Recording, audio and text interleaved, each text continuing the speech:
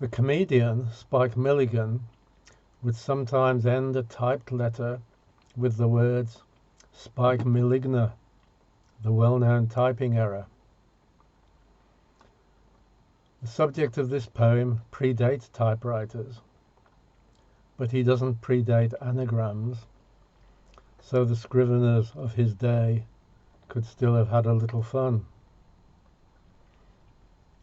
I had to walk into town and back today, and mostly it was sunny for the journey, but there were intermittent showers, even while the sun still shone on me.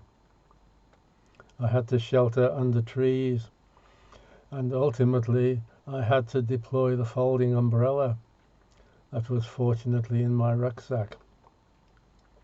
I wished that the rain would stop, but it didn't, except when it felt like it. So I thought of King Cnut, or Cnut. When I was a boy, we were told that King Cnut tried to turn back the tide by his command.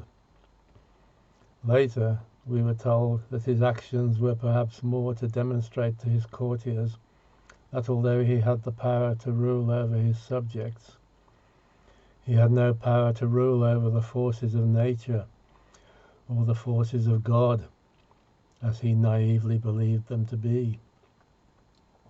Either way, the tide took no notice. Of course, unlike Cnut, I don't believe in any God or sentient superior power. Extraordinary claims require extraordinary evidence, and for claims that there are gods and such like, there is no evidence whatsoever, never mind extraordinary. But here I'm just telling the story. The poem goes like this. There was an old king called Cnut, who sat by the sea on his butt.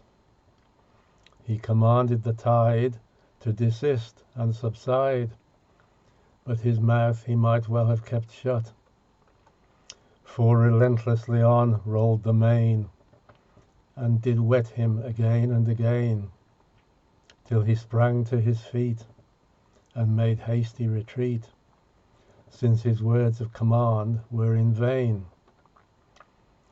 Then Cnut to his courtiers spake, See what bugger all difference I make. The power of your king is a valueless thing, and on that you must make no mistake. And of kings in earth's royalty game, there is not one that merits the name. And when push comes to shove, then the king up above is the only one we should acclaim. The end.